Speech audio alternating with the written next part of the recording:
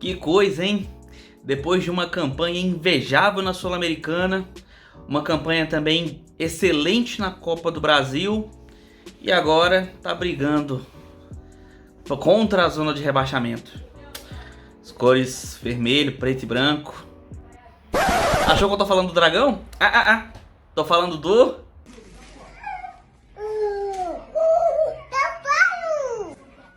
Fala aí, torcedores do Dragão, torcedores de outros clubes, sejam muito bem-vindos ao canal. Meu nome é Victor Gader e hoje vamos falar de mais um time que está lutando contra o rebaixamento e dessa vez mais um gigante. Vamos falar sobre o São Paulo, que está convivendo com essa luta indigesta já há alguns anos. Vamos falar o que ocasionou o São Paulo a estar nessa situação mais uma vez em 2022. Como é que foi o começo de 2021, o que trouxe o São Paulo até esse momento. Vamos falar sobre isso hoje aqui. Vem comigo.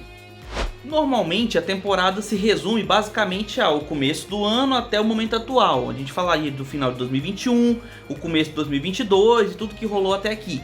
Só que para explicar o São Paulo na situação que ele está hoje, a gente precisa voltar um pouquinho mais e falar lá do começo de 2021. E assim, existem duas vertentes no assunto problemas do São Paulo. Uma é o São Paulo dentro de campo e a outra é o São Paulo fora de campo. E querendo ou não, as coisas acabam se misturando, porque uma atitude da diretoria, uma atitude dos dirigentes do São Paulo acaba influenciando diretamente dentro de campo nos resultados que o São Paulo conquista. Por exemplo, vamos falar lá do começo de 2021. A temporada 2020 ainda estava rolando por conta da pandemia. E nessa temporada de 2020 o São Paulo estava disputando o título, sendo que entrou em 2020 como líder do Campeonato Brasileiro. Porém, os resultados sob o comando do técnico Fernando Diniz não vieram. E aí o São Paulo foi caindo na tabela e deixou escapar o título para o Flamengo, o que já ficou bem ruim e insustentável para o próprio Fernando Diniz, que após os resultados negativos ainda no Brasileirão de 2020, acabou sendo demitido. Ainda no início de 2021, houve uma mudança na diretoria de São Paulo, onde quem assumiu a gestão foi o Júlio Casares, com um discurso um tanto peculiar. Ele dizia querer colocar o São Paulo em um outro patamar e trazer bastante transparência às gestões, né, a gestão do clube. Vocês verão durante o vídeo que no decorrer das campanhas, realmente o São Paulo foi colocado em outro patamar do qual ele estava antes do Júlio Casares assumir. Só não sei se esse patamar é positivo, beleza? E a transparência também ficou um pouquinho a desejar, né? Mas vamos falar então do começo na parte esportiva. Como é que foi o São Paulo e o porquê que isso impacta nos dias de hoje. Uma das primeiras medidas tomadas pela nova direção do São Paulo foi a manutenção do time e a substituição do técnico. O Fernando Diniz havia sido demitido, já sob a gestão do Júlio Casares, e daí ele foi substituído pelo Hernan Crespo, que veio para assumir o time para o Paulistão 2021.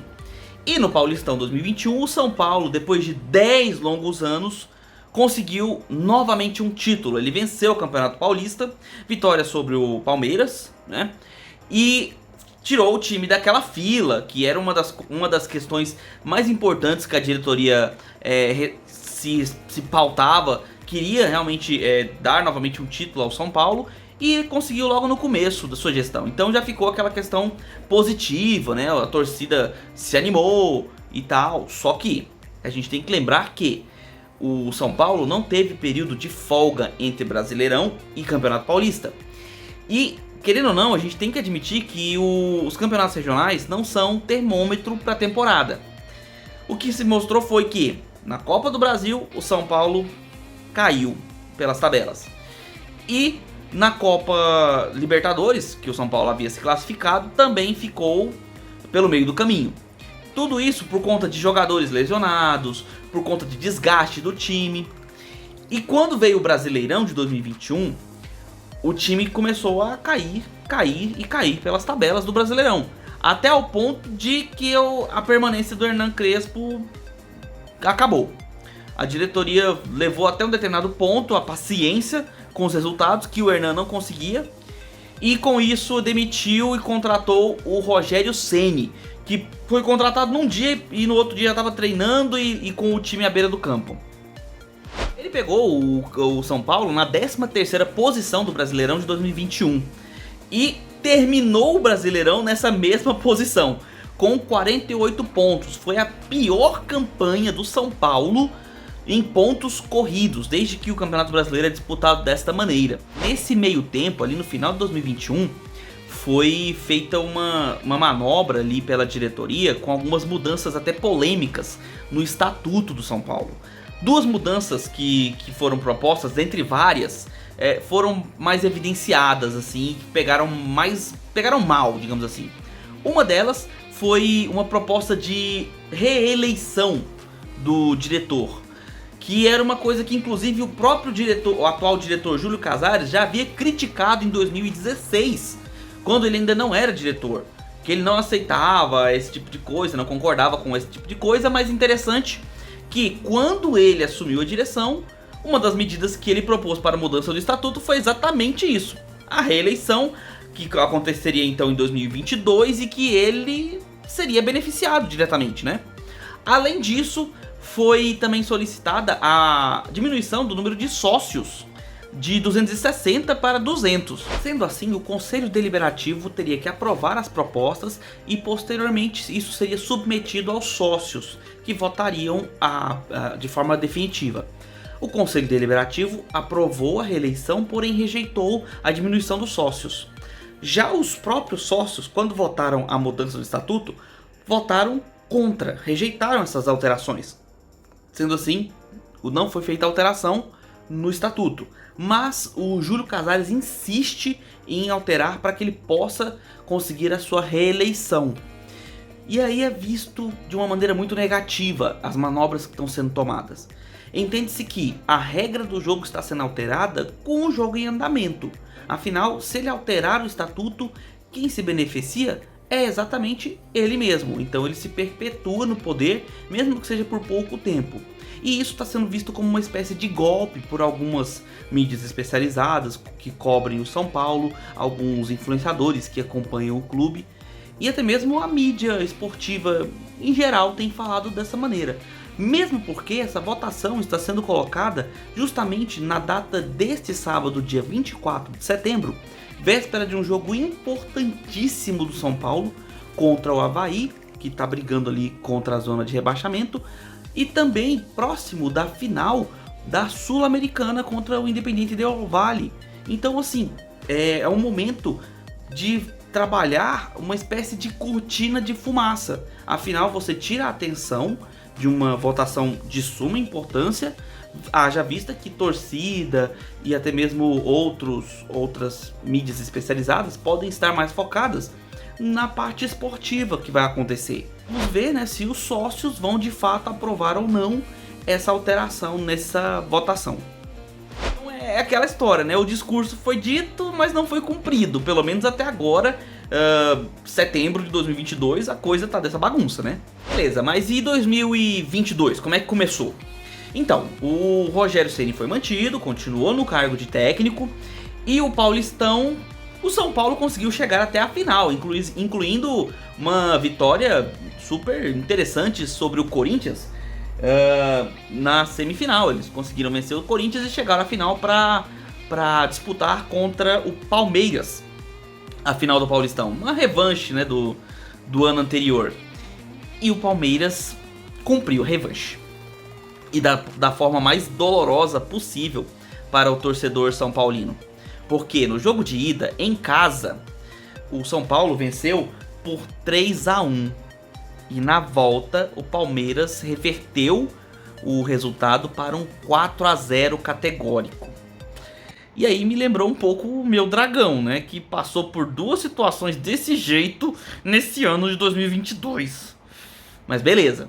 Os outros torneios que o São Paulo disputaria em 2022 seriam a Copa Sul-Americana, a Copa do Brasil e o Campeonato Brasileiro. Na Copa Sul-Americana, diferente do Campeonato Brasileiro, onde o São Paulo estava tropeçando e perdendo alguns jogos bem categóricos, digamos assim, o São Paulo começou a nadar de braçada no início. Foi uma primeira fase bem tranquila. São Paulo classificou em primeiro como uma das melhores campanhas da Copa Sul-Americana e chegou para jogar as oitavas de final contra a Universidade Católica, que foi um jogo onde o São Paulo só faltou ter o massagista expulso, né? Só faltou ter o Júlio Casares expulso, de tanta gente que foi expulso no São Paulo, no jogo de ida.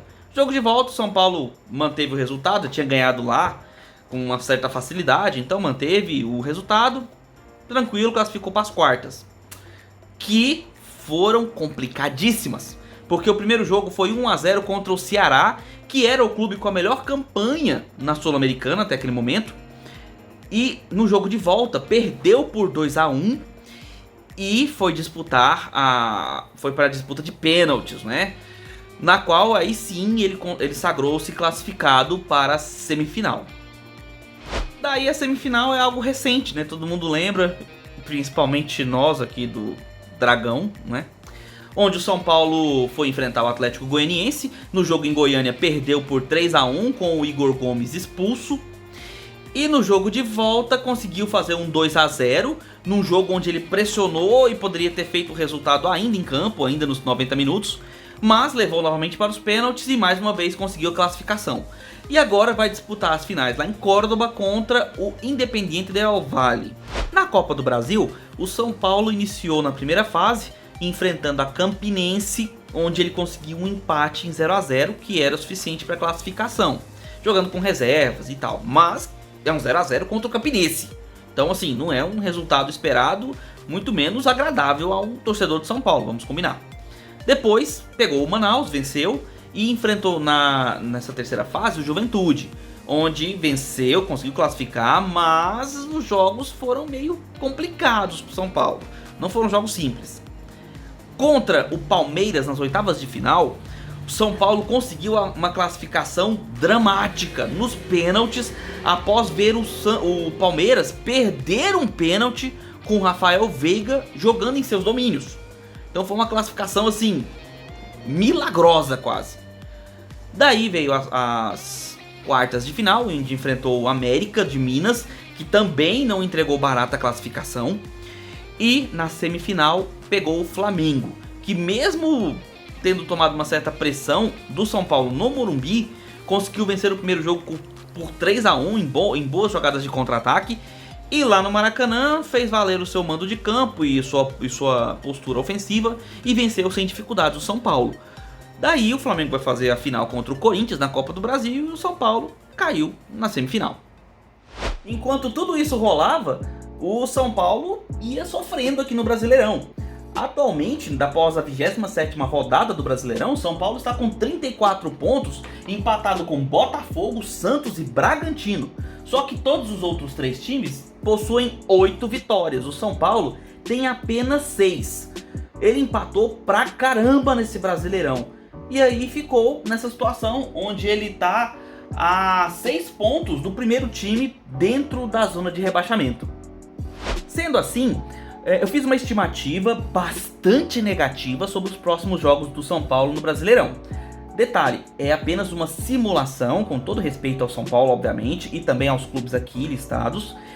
E, claro, galera, esse aqui é muito negativo, porque pensar positivamente, como eu falei lá no vídeo do Santos, é muito fácil. O São Paulo ganha todos os jogos e fica na Série A. Se bobear, é até campeão se ganhar tudo.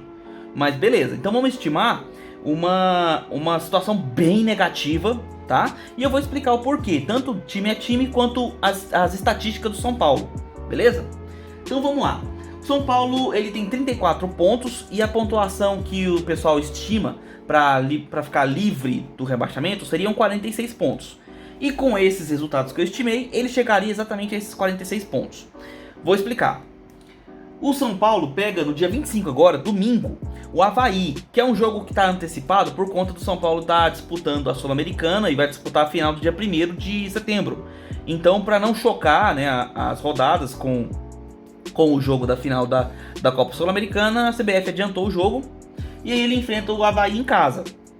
Um jogo completamente passível do São Paulo vencer, então eu estimei a vitória em 3 pontos.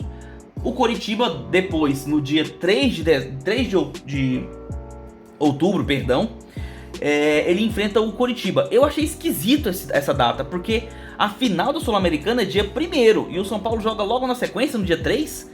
Será que isso não foi alterado e não informaram aí? Porque eu pesquisei e dei uma olhada nas datas dos próximas rodadas e tá desse jeito. Então, se tiver tido alguma alteração, vocês colocam aqui nos comentários, por gentileza, tá? E aí ele venceria o Curitiba. Eu coloquei vitória, tá? Porque eu acredito que o jogo não vai ser nesse dia. Mas eu não encontrei a informação precisa. Então, estimando que ele jogue com o Curitiba de uma maneira justa, numa data correta, eu acredito que o São Paulo consiga vencer em casa também o Curitiba, que é outro time, além do Avaí, que está disputando ali na zona de rebaixamento. Depois ele sai para enfrentar o América fora de casa. E o América, dentro dos seus domínios, tá muito embaçado de ser batido. Além disso, o retrospecto do São Paulo fora de casa é terrível. Eu vou falar sobre isso ao final, beleza? Mas fiquem ligados que fora de casa o São Paulo tá sofrendo. Aí ele não faria pontos, jogaria contra o Botafogo, que é outro clube que tá também disputando ali, né, na zona de rebaixamento, abaixo da 10ª colocação. E tá com a mesma pontuação do São Paulo hoje. Então provavelmente seria um jogo de 6 pontos. Então, jogando em casa, eu vou colocar que o São Paulo venceria o Botafogo. E aí, chegaria aos seus 46 pontos. Aliás, perdão, chegaria aos seus 43 pontos. Daí pra frente, seriam jogos que o São Paulo teria muita dificuldade de vencer. Vejam bem, enfrentaria o Palmeiras no Allianz Parque. O Palmeiras único e exclusivamente dedicado ao Brasileirão. Então, vamos colocar que o São Paulo não faria pontos nesse jogo. Depois, sairia para enfrentar o Juventude fora de casa. Bom, é o Juventude, o lanterna da competição. Mas o São Paulo tem deixado a desejar jogando fora do Morumbi.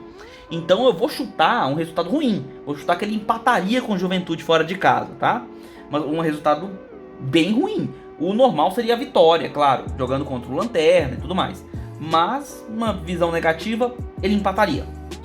Depois, jogaria em casa contra o Atlético Goianiense. E aí eu vou me dar a licença de, né, ser um pouquinho clubista e acreditar que o Atlético Goianiense arrancaria um empate do São Paulo em casa, tá? Eu vou me dar esse direito. Qualquer coisa vocês me critiquem aqui nos comentários, tá bom?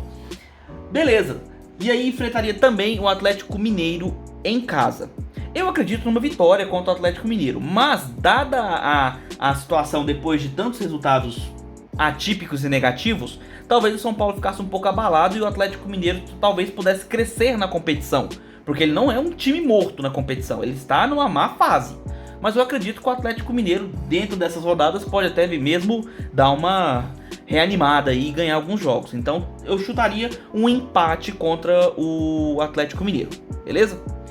Depois ele enfrentaria o Fluminense fora de casa. O Fluminense está disputando ali em cima as posições do G4 para classificar para a Libertadores. Então, creio eu que o Fluminense conseguiria uma vitória sobre o São Paulo jogando lá no Rio de Janeiro, né? Depois, voltaria para enfrentar o Inter em casa. E o Inter fora de casa tá embaçado de ser batido. É um time arisco que vem ganhando muitos jogos e está em segundo colocado no Campeonato Brasileiro. Então é um time que dá para se pensar que poderia vencer o São Paulo jogando no Morumbi. Então eu estimei uma derrota também para o Inter. E na última rodada enfrenta o Goiás fora de casa. O Goiás que vem jogando de uma forma bastante defensiva e eficiente. O São Paulo, o Goiás finaliza pouco a gol e finaliza bem. Ele tem feito poucas jogadas de ataque e conseguido bastante efetividade nessas jogadas. E jogando em casa, o Goiás tem sido bem embaçado de ser batido também. Lembrando que o São Paulo tem problemas sérios jogando fora de seus domínios. Então, o Goiás também venceria o São Paulo nessa situação. Nesse caso, o São Paulo chegaria aos seus 46 pontos. E de acordo com as estimativas dos times que estão agora na zona de rebaixamento, se o aproveitamento de todos for mantido mais ou menos naquele mesmo nível, essa pontuação de 46 pontos será suficiente para o São Paulo se livrar da queda. Ah, Vitor, mas você está falando aí de resultados negativos? O que aconteceu? Explica isso melhor. Então, galera, vamos olhar aqui as estatísticas do São Paulo jogando fora de casa no ano de 2022. Começando pelo Paulistão. Foram 7 jogos com 4 vitórias e 3 derrotas. Beleza, equilibrado, campeonato regional, de boa. Vamos para a Copa do Brasil. Foram 5 jogos, com 3 empates e 2 derrotas. O São Paulo não venceu na Copa do Brasil fora de casa. Já na Sul-Americana, na primeira fase, foram 3 vitórias dos 6 jogos que ele fez em toda a Copa. Foram 3 vitórias. Já na fase mata-mata, o São Paulo teve 1 empate e 2 derrotas. Ou seja, quando a coisa apertou, o São Paulo não conseguiu vencer fora de seus domínios. Agora, no Brasileirão é bizarro. O São Paulo fez 14 jogos com 2 míseras vitórias, 8 empates e 4 derrotas. Então, assim, a fase fora de casa de São Paulo é tenebrosa.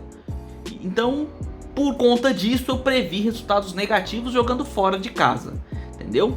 E é por isso que eu acredito que o São Paulo ainda pode ter alguma dificuldade nesse Brasileirão se o time não reagir jogando fora do Morumbi. E aí, galera, será que o São Paulo se livra esse ano novamente, né, de uma primeira queda para a Série B? Afinal, o São Paulo nunca foi rebaixado. E por enquanto, com a ajuda dos times lá de baixo, que não tem feito muito esforço para sair de lá, o São Paulo tá tranquilo, por enquanto, né? E com essas estimativas e o aproveitamento dos times que estão ali abaixo do 10º colocado, é provável que o São Paulo consiga se manter, talvez até com uma certa tranquilidade, na Série A. Mas a fase do São Paulo jogando fora de casa é de se abrir o olho. Se o São Paulo não ficar esperto com os jogos fora do Morumbi, pode penar nas últimas rodadas. Mas eu desejo toda a sorte do mundo ao São Paulo. Inclusive gostaria de agradecer os torcedores do Tricolor Paulista que vieram acompanhar o canal. Tem dado bastante participação aqui nos vídeos, então agradeço a você, torcedor do São Paulo. E fiz esse vídeo pulando algumas equipes, até mesmo como uma forma de agradecimento pelo apoio que vocês têm dado aqui para o canal. Beleza? Se você gosta desse tipo de vídeo, deixa seu curtir, inscreva-se aqui no canal para acompanhar os próximos, já deixa aqui nos comentários qual que é o próximo time que você quer que eu fale, e a gente vai avaliando time a time aí na zona de rebaixamento e aqueles que ainda estão lutando contra o Z4 do Brasileirão. O Dragão tá ali na vice-lanterna e tá difícil sair de lá. Então eu espero que o pessoal aí do Atlético dê uma olhadinha aqui nos meus vídeos para saber como é que tá a situação dos nossos adversários e se planeja para sair, por favor. São Paulo, fica na Série A, mas junto com o Dragão, por favor. É isso, galera. Se curtir, deixa eu curtir, se inscreve, compartilha o vídeo com seus amigos e nos vemos no próximo vídeo. Um abraço do torcedor atleticano.